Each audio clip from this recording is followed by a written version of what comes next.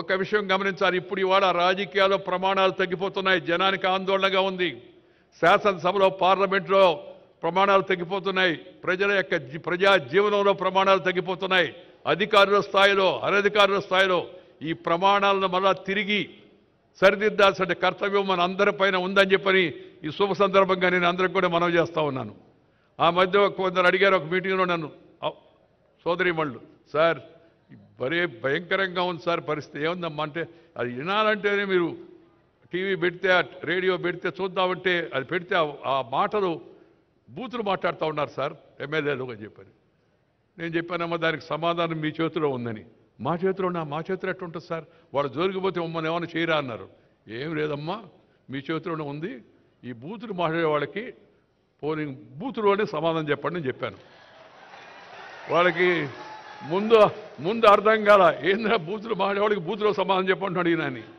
Polling బూత్లో లోపలికి వెళ్ళి గుడ్డ ముసుగేసి ఉంటుంది, లోపల బటన్ నొక్కితే ఫినిష్ అయిపోద్ది కార్యక్రమం.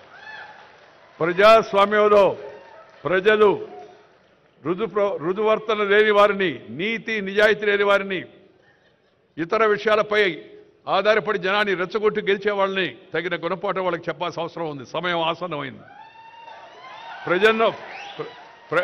ప్రజలు మంచిగా ఉండేటికి ఎన్నుకులను కానీ ఎన్నుకుంటే ప్రజలకు కూడా మంచి జరుగుతుంది. కులం పేరుతో, మతం పేరుతో, వర్గం పేరుతో, వర్ణం పేరుతో, జిల్లా పేరుతో, భాష పేరుతో జనాన్ని చీల్చే ప్రయత్నాలు చేయకూడదు. అందుకని నేను ఎప్పుడు ఒక మాట చెప్తుంటాను, ఆ మాట చెప్పి ముగిస్తాను. Character, calibre, capacity and conduct ఉన్న వ్యక్తులను ఎన్నుకోవాలా. 4 Cలు character, calibre, capacity and conduct ఉన్న వ్యక్తులను ఎన్నుకోవాలా.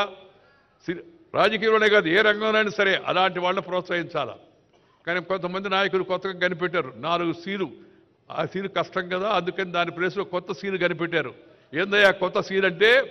Caste, community, cash, criminality. ఆ సీలు బదులు ఈ సీలు.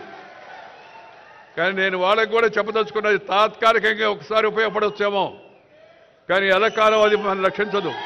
కాబట్టి అందరూ కూడా ఆ లక్షణాలను వాటిని దూరంగా పెట్టి మంచితనంతో మంచిగా ప్రజలకు మేలు చేసే ప్రయత్నం ప్రజాప్రతినిధులు చేయాలని సందర్భంగా మనవి చేస్తూ, ప్రతిభ ఉంటే పురస్కారం లభిస్తుంది, దానంతట అదే, దాని గురించి ఆలోచించాల్సిన అవసరం లేదని చెప్పని మరొకసారి చెప్తూ తెలంగాణ ప్రభుత్వానికి నేను అభినందనలు తెలియజేస్తూ, మరి నాకు రేవంత్ రెడ్డి గారు చెప్తే నేను చెప్పానయ్యా మామూలుగా నేను సన్మానాలు పెద్దగా అంగీకరిస్తాను, దట్టు ఈ అవార్డు వచ్చిన సందర్భంగా అంటే, లేదు సార్ ప్రభుత్వం తరఫున మా తెలుగువాడిగా మీకు ఈ అవార్డు వచ్చినందుకు మేము ప్రభుత్వం తరఫున సన్మానిస్తామని చెప్పారు.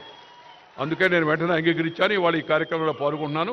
మీ అందరి యొక్క అభిమానానికి హృదయపూర్వకమైన ధన్యవాదాలు తెలియజేస్తూ మీ దగ్గర సెలవు తీసుకుని నమస్కారం. జై హింద్.